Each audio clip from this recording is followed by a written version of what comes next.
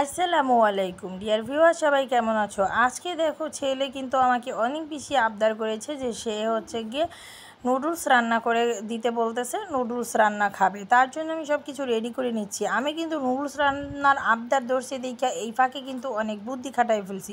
সে যেহেতু সবজি খেতে চায় না, তার জন্য কিন্তু আমি নুডলসের মধ্যে তার জন্য মিষ্টি কুমড়া আর ঢেঁড়স নিয়েছি। এই সব সবজি সে কিন্তু খেতে চায় না, অন্যগুলো খায় দেখে অন্যগুলো আর দিই না, আলু টালু এগুলো দিই নাই কিছুই। তারপর টমেটো কুচিয়ে নিয়েছি, এগুলো সবগুলো এভাবে কুচি কুচি করে তারপরে আমি রান্নার জন্য রেডি করে নিচ্ছি। জিসানাপুর জন্য নুডলস রান্না হবে, চুলায় দিয়ে দিয়েছি কড়াইতে ভালো করে তেল পেঁয়াজ দিয়ে পেঁয়াজটা একটু হালকা করে ভেজে নিয়ে তার মধ্যে সব সবজি দিয়ে দিলাম। এইখানে দেখো সব কিছু একটু তেলের মধ্যে হালকা পাওয়ারে ভেজে নিতে হবে, তাহলে ভালোভাবে সিদ্ধ হবে।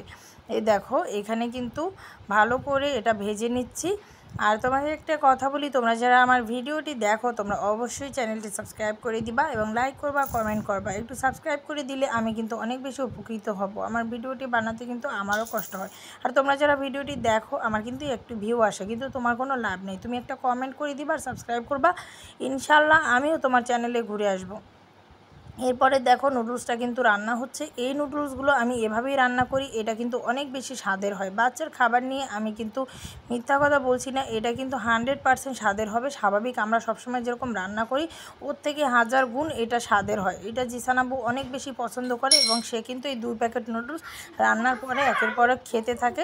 মাশাল্লাহ, তার কিন্তু অনেক বেশি পছন্দ। সো এখানে সে খাচ্ছে, দেখো তার কাছ থেকে এখন আমরা রিভিউ নিয়ে নিই।